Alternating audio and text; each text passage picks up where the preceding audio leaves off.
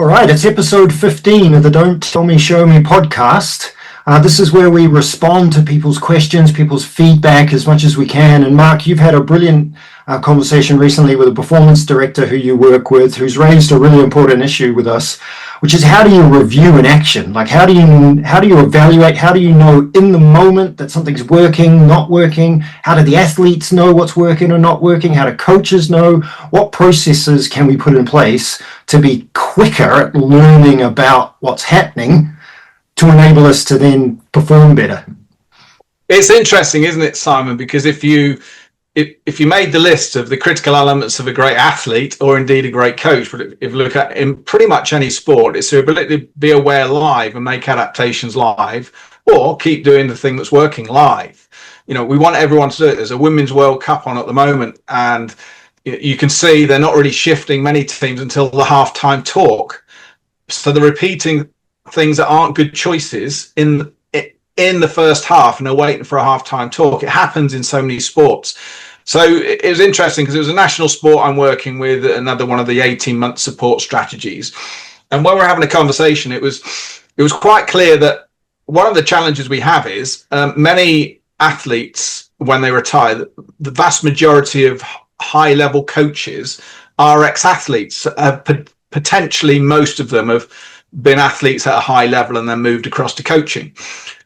But the coaches are really struggling to what we call hot review. So if people haven't watched my work before, in essence, that means hot is in the moment.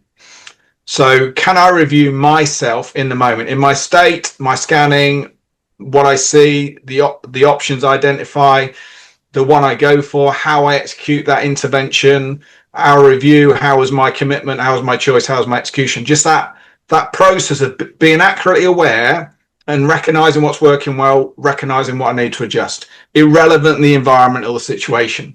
So that's what we call a hot review. A cold review would be, you need to give me an hour. I need to watch the video back. Oh, give me till tonight or the next day, and then I'll reflect on it. So we want people of coaches to be able to do that live. We want our athletes to do it live. But what's really interesting, the reason a lot of coaches, and I'm one of my leadership corporate clients, has the same struggle. I'm asking them to review some end of day, some after an intense meeting, and end of week reflections. And many really struggle with the in the moment reflection. And it's interesting that when you ask whether it's a corporate, the coaches in sport, and you ask, when did you develop that as an athlete or in middle management? When was that an area where you really focused on? And they said, Mark, we've never really focused on it. It's just something that some people do well or some people don't, but they do recognize it's something they want all their athletes to be able to be effective at.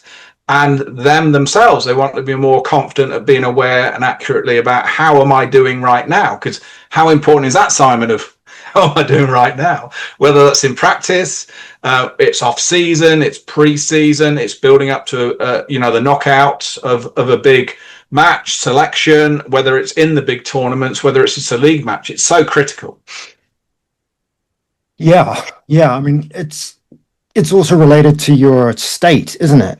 It's your presence of mind. It must be, some people obviously find it quite hard to take a step back because you're in the moment so much, you're in the thick of it. What's the interference? Like, what gets in the way of the coach or the athlete being able to step back and review? Is it their state? Is it their presence of mind? Is it emotions? Like, what's the interference? So my take over the years has always come to the same conclusion: is if we look at it as a skill to start with, if I ask someone to pass a ball under pressure in a match, I would make sure they had time in practice where we put some focus on that, whether it's in gameplay, whatever it may be. I may adjust the pressures, the scenarios, but I would put explicit focus on that before we get to the pressure point. That's what we need to do when we're developing self-awareness. And you're exactly right. It goes back to all the elements of my action review process, and it's like a bunch of dominoes. So the first part is being aware and managing state, because that impacts how you scan, what you're looking for, what you see and hear. That then impacts identifying all the options for the particular situation. That impacts your influences, what's going to influence the choice you make out of the options. And then obviously having the confidence to go, I'm confident I've made a choice now, which allows you to commit 100% to the choice, and not thinking, oh, I'm still 50-50. So you end up not committing, or, oh, what if I get it wrong? So I'm not, all the barriers that we have with athletes in particular. So if we think about it, it does stem from state. But if we aren't investing in it when the pressure is not high, we're setting ourselves up for quite a challenge to be effective at it when the pressure is high. And we know pressure is self-induced, but you could argue, in matches, that's potentially where the coach's pressure is the highest, unless you're high media and you've got to go and speak to the BBC after a big loss or something like that. That may be some pressure, but in the match, that's normally where the high pressure. So what are we doing in practice to say, if the instigator is awareness of state and regulation of state? One is, what are we doing to practice that? But also, what are we doing to make it easier for us as a reference point? Make it easier for it to be aware of that. But remember that point about intentionality. I know you talk about it, I think, on one of the episodes, that the intention and attention. So if we've got clear intention, what does that look like? And that allows me to put attention onto the area. What is success for me right now? And that allows you to have focus. It's the old, don't think of a packet of crisps. Well, your brain's going to be connecting to that image straight away. So if I'm focused on, I'm getting annoyed, don't get annoyed, I'm getting stressed, I'm getting frustrated, that is not a solution base of awareness of state and regulation. And I'm sure you know far more than me, Simon, about finding tools that work for you, and then seek an opportunity before the pressure is high to practice them with commitment, and then explore, review, all those basics like you would do a normal skill. And I don't think we put time and write it down of, what's success for me as a coach in this practice. Okay, be aware and managing my state, but what are you going to be looking for? What's going to allow you to be successful? And it may be, well, what I'm going to look for, I'm going to scan for behaviors first. Okay, so what is it you're looking for? And then we set the UAEs against it. So at least in the moment, when you're getting caught up and it becomes cloudy, you can ask yourself, okay, what was success for me? Okay, I'm scanning for behaviors. What are the behaviors? And all of a sudden now you're focused on the element you're talking about. But how many tools do you use, Simon, on just basic of just being present for a coach?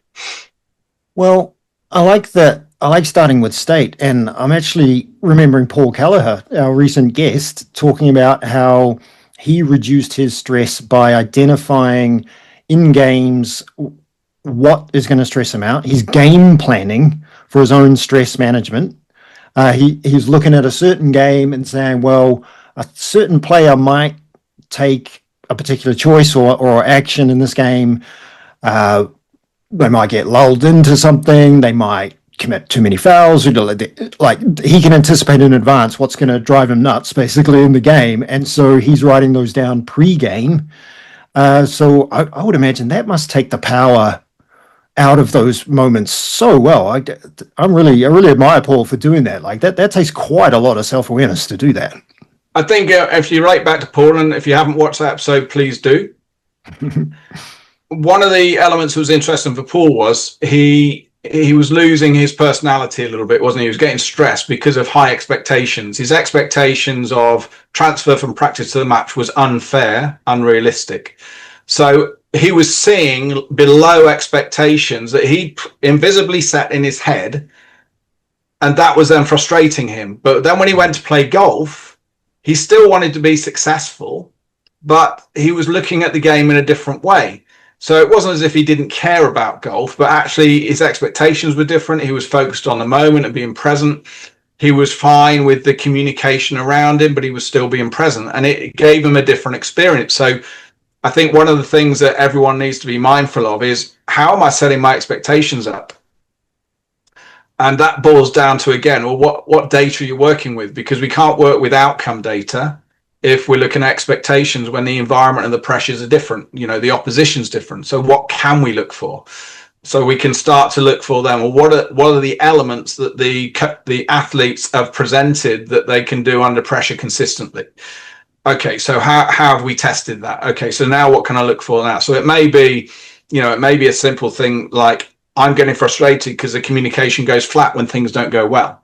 Yeah. So straight away you can ask the coach, well, when have you ever seen that happen? This team, when have you ever seen them communicate effectively when things aren't going well? And the coach might say, well, never. Okay, so why are you putting expectation on yourself that you're going to see that in a match? Well, I did see it in practice. Okay, what level of pressure were the athletes under in practice? And when it dipped, how good were they at recognizing it and making an adaptation live, or did you have to have a timeout, which you couldn't necessarily, you would run out of within basketball. Some sports don't have any timeouts. So then you start getting people to think, yeah, maybe it's not realistic. It says, okay, so is it important? Yes. Okay, so where's your investment, your explicit investment in practice to develop that area? But then you need to earn the right to set those standards. How do you earn it? By seeing it more than once under varied pressure. So now I've set expectations of myself that are more real, but I'm sharing them with the team. They're not invisible for me. So I think, with that guest, invisible expectations and false expectations were definitely a killer in his state, because he wasn't seeing what he thought they could do, but he'd never seen them do it in a match under pressure. So, where's the check coming from? Where's the baseline coming from? Yeah. Well, I mean, Paul's done a huge amount of work on his own state and been able to, regulate. Well, this was this is now. It's like he's early when he was sharing. Yeah, and he gave us a real practical example of that. Like I said, about the identifying his stresses in advance of a match. What's springing to mind here is, okay, you're going to hot review, but against what? Like, because if you're just hot reviewing, if you've got no success criteria, you've got no targets, whatever, and you're just watching, that in some instances that might bring out certain information because maybe you don't have a filter on. But there's so much, one of the things I struggle with is so much information when you're coaching, like all the players, the ball, all the opposition, if there is any, if it's in a game, all the different combinations of relationships between those different players. I mean, there's literally hundreds of data points you could be looking at any one moment in a practice or game. So you've got to filter. And back to your methodology, like what are you scanning for? So for us, it would be about being intentional, like you described earlier. So set your coaching intention for this practice or game. And then it's about targets. So we always have three for practices, always have 3 targets. So then the hot reviews get really easy. Like for me and my assistant coach, okay, it's a water break. How are we doing against the 3 targets? Oh, yeah. Great against number 1. Number 2 is not happening at all. Okay, do we have to change to ensure number 2 can happen, or did we set the wrong target and maybe actually we had unrealistic expectations? Let's actually change target 2 to match what we're seeing here without compromising too much. So you've got to have something to review against. Yeah, and it's always the case of, I think if we look at solution based, from people listening to this could go and use straight away. The worst thing you can do is try and change everything in a team or many things in a team at once in one session or even in a week. So what we've got to do is identify and the language I use is software and hardware. So the hardware being the technical element, the knowledge of the tactical, but actually in the software of you're being able to make the judgment and decide on a choice based on what's around you in the moment, and then communicate that choice with whoever's involved in it, your capability combination, and then commit to the choice. And that's where your execution come in, because you're saying, well, actually that person has technical capability, but they're not committing to it. Okay, so where's the barrier to that? So then it is a barrier.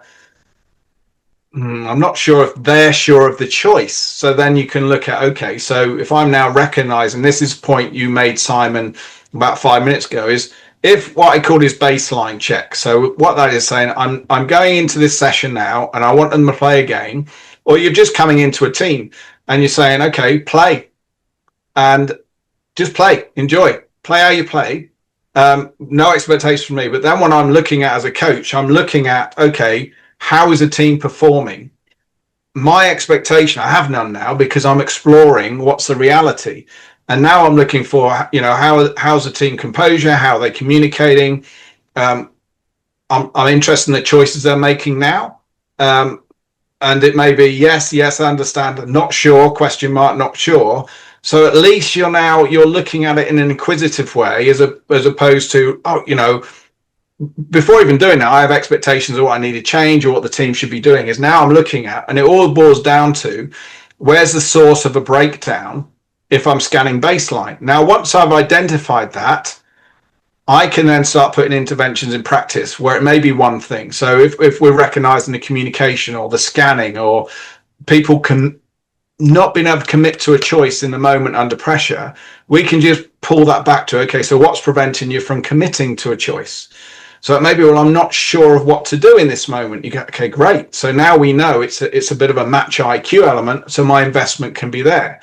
So if we strip that back to, okay, what would that look like? So once you've identified an element, you may pick a software and hardware. You may pick an element of software and hardware for defense, for midfield, for attack. If you've got that type of team, if they have different roles. They've already wrote down, okay, this is what it looks like for this. Okay, and we set the UAs around it. So what would be unacceptable, acceptable, might be an exception, not always. So once they've connected to that, then you put your half court, half pitch, or full court pitch, whatever you want to do. But every time then they're reviewing, the aim is that they can review that live. They're being mindful and they can do that live. But that takes time and skill to do. So then what we're looking at is, and that's I love those mobile whiteboards again. They're brilliant for that. Is once I wrote it down, we put them beside pitch or court. So when they come in for a timeout, even if it's a 2-minute timeout, what we're looking for is early on we might go, okay, here's a board review against that, because we just want to set up success. And now they're looking at the board. They're connecting during the session. Yes, no, okay. When did you notice that? You're saying a no now. Did you notice it at the time? No, we didn't notice it at the time because we weren't thinking about it. But now, okay, so what do you need to adjust? Back to your point, Simon, have we set expectations that aren't real for us? We'd like to do that, but we're now realizing we've never done it. It's nice, but now we know, okay, do you need to adjust? Yes. Or no, we don't need to adjust. We just need to commit to this. We can still make that marker. Okay, show me. And we go out again. We put focus on that. We want to get to a point where when they come in for the timeout, we don't show them the board. And now I'm looking at, are you still talking about the relevant elements we agreed were success, pre-agreement? If they start shooting off, guys, here's your board. Remind me what said success was. Look at that. Oh, yes. And then we get to a point they don't need the point of reference. But what often happens, Simon, and I'm generalizing here, but I have seen it far too often, is there's no explicit clarity on success at the beginning of a session. Or there's too many things, or the athletes aren't involved in what that success looks like. And then even if it is, the only time we explicitly review it is at the end of the session. Okay, yep. Guys, how did we do? And then we talk about it again, remind me what success was. But what we're not doing is connecting through the session, because that's where the magic happens of keeping people on task.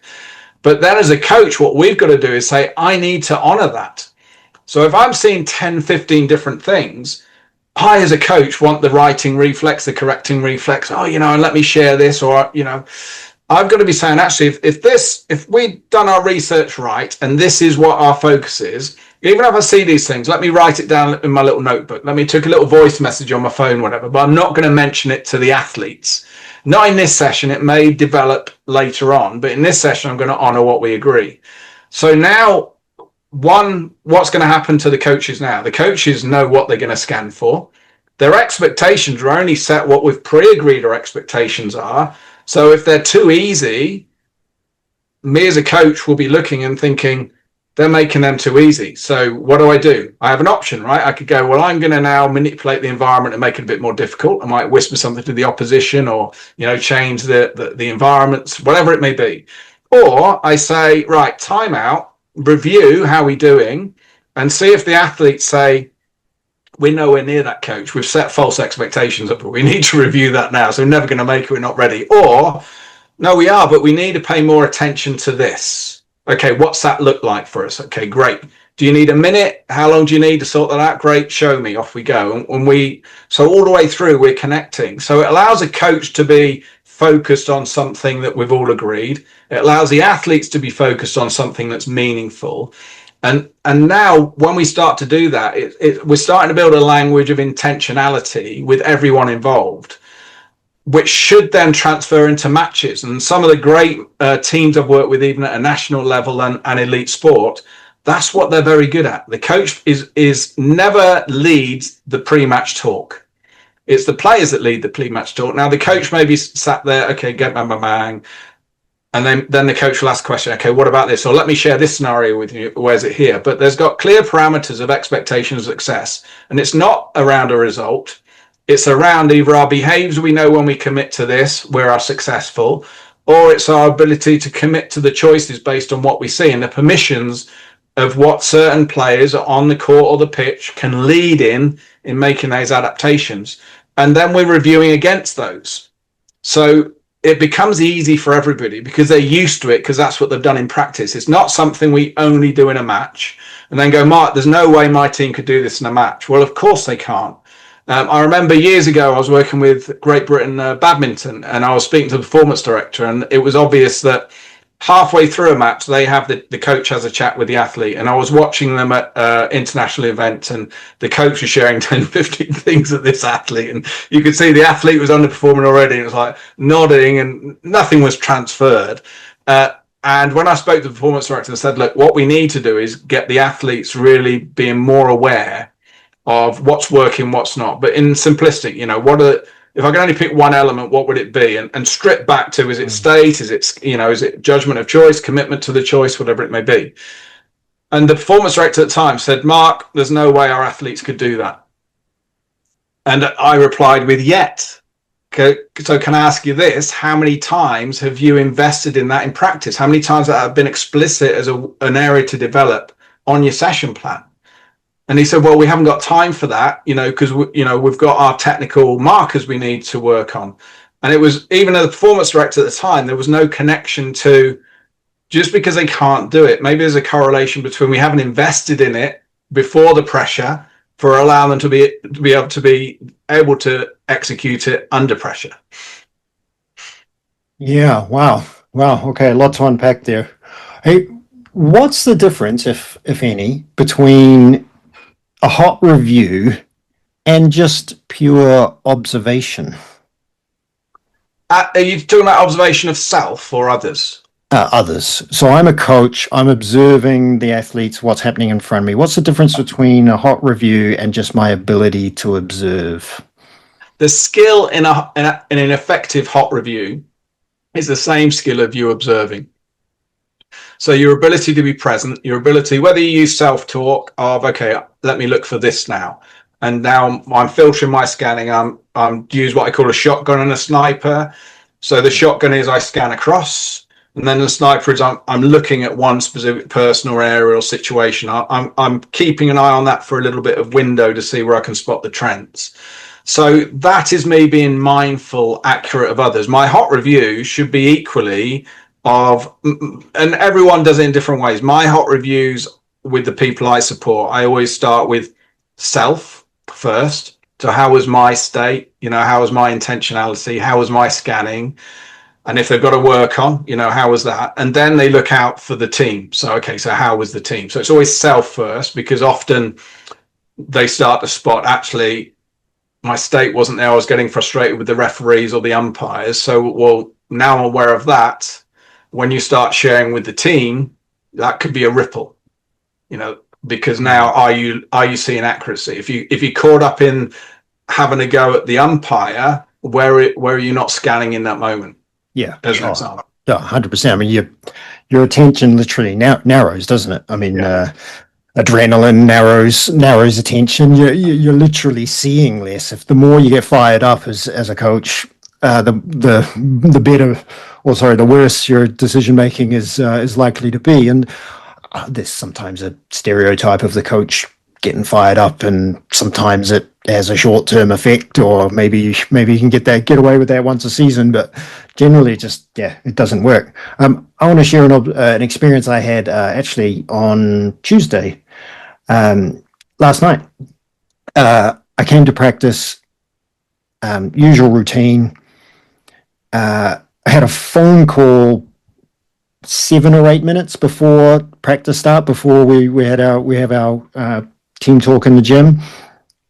Just one of those personal phone calls you get sometimes with family. Somebody's having a meltdown, but quite a difficult situation. It finished 45 seconds before I was meant to be in the group. And it was quite challenging, but not. Didn't tip my world upside down, but it's just one of those things you can do without it. You can properly do without that. I mean, how to interrupt your state before you coach? You get a phone call from a family member, or your mum can't find the TV remote, or or your daughter's struggling with something, or your wife's upset about something, or husband, or whoever it is. And I don't know why I did this, but because I felt quite vulnerable, a little bit shaky as I was going into the meeting, something helped me recognize that state. And I'm not giving myself any credit for this, but I just shared with the team. And I just said, this experience I just had, I didn't overshare because they don't necessarily want to know all the details, but I've just had this conversation. I'm actually quite shaken by this. I'll get over it, but I might need 5 minutes. So I'm just going to give you an activity and I'm going to take 5 minutes. Assistant coach can take the lead. So I'm not highlighting myself there in terms of best practice. That's not my intention. I'm sharing it as an anecdote of how powerful it is. My experience of the power of recognizing your own state, and then crucially, in this example, sharing that with somebody else. So asking myself the question, how am I showing up today? What's my state now? And then just going and saying that to another human being just seems to take its power away. Yeah, it fits into an element of the rule of three. A lot of people don't understand in the rule of three, if they haven't deep dived into it, is being aware of where you are and what you can regulate.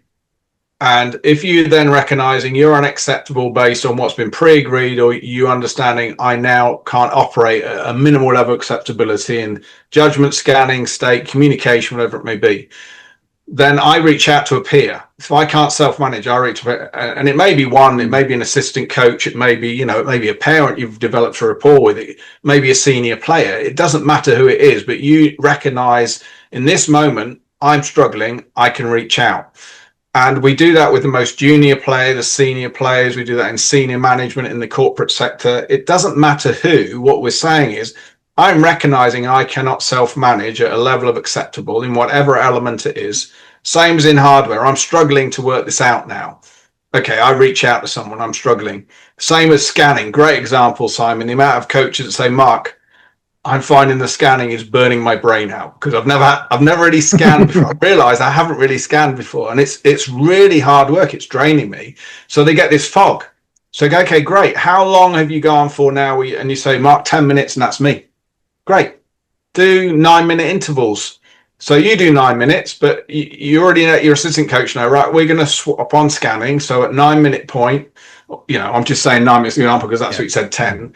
Is you take over from the scanning, and now I can look at something else, and you may switch roles again. So but then over a period of time, it'd be 15, 20 minutes. I mean, one of the coaches, Dean of Evo Soccer, we may get on, Dean Mabson, he struggled for literally 15, 20 minutes initially. Now he can do a whole afternoon, and his scanning is present. He finds no struggle with it at all because he's worked at it. But initially, he was going, oh my God, Mark, this is so tough for my brain to filter out what do I need to look for, and then I'm overthinking what do I need to do with what I'm seeing. But it's like a new skill, isn't it? With anything that's a bit awkward, you give me a golf club and you go, right, do this, and you're like, thinking about this, I'm thinking about it. But it's that back to, if it's important, we recognize an awareness of where we are, where I'm really good, where I struggle a little bit. Okay, so if I know there's struggle points that I still need to be there, what interventions have I put in, a support mechanism around me that's been pre-agreed so everyone can reach out? So it's not seen as a weakness. It would be seen as unacceptable not to, because it's part of the collective as a team, whether that's the head coach, the performance director, the junior player, makes no difference. We are all doing this together for the care of the team and the proficiency of our roles within that team. Absolutely. I love scanning. I love observation. I've over the years do it more and more. I find it quite relaxing now. It's actually really nice to think that I'm coaching without saying anything. That I don't have to be constantly displaying my knowledge to other people. in order to coach. I don't constantly have to be instructing and actually observing or scanning in your language. That is coaching, and it drastically improves the quality of whatever my intervention or feedback is next. And that's always based on, I think some people, I'm similar to you, Simon. I found the scanning part, even as a kid, that's what I naturally did. I like being the quiet kid in the corner and see so much more. So that part I found quite easy. Where I struggled initially was coming from the military commandos and then being a physical training instructor. I had a set way to get my point across, and with many it connected, but others it didn't connect with. And then, and I'm sure a lot of coaches relate to this when they go on this journey of discovery, is they said, okay, I need a bigger bandwidth of interventions. I'm scanning, I'm seeing all the stuff, but my judgment on my interventions, and I didn't call them interventions at that time, I didn't even call it judgment at that time, they weren't effective with everyone. So then I went the opposite direction, where I go, well, I won't step in as much, but then I wasn't stepping in anywhere near it enough as I was. So I was letting things go where I should have made an intervention, partly because I only had one effective intervention, was me. I was good at these motivational chats. I was good at getting a point across quick.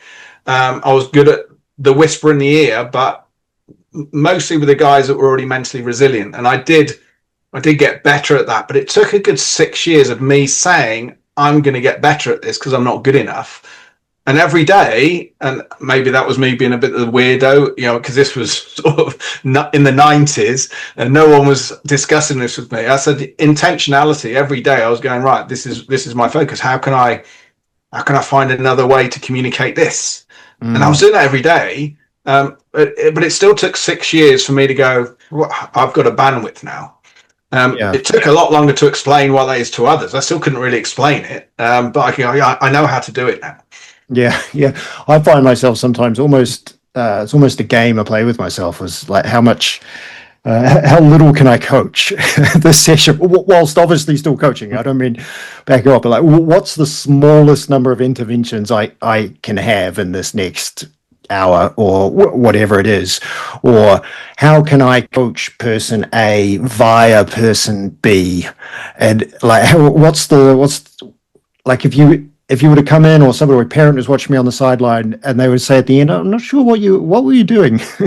That's almost like fun to me. But yeah, it's ironic we're here on a podcast talking so much, but I find the observation to be the most fun part of coaching, and it de-stresses, especially for because a lot of coaches are working so hard, and the amount of energy you're putting into verbally communicating and to intervening that isn't necessary could save you a lot of time and stress. I remember once I was working with a coach, young guy, and he was absolutely brilliant, and he's really enthusiastic, knowledgeable.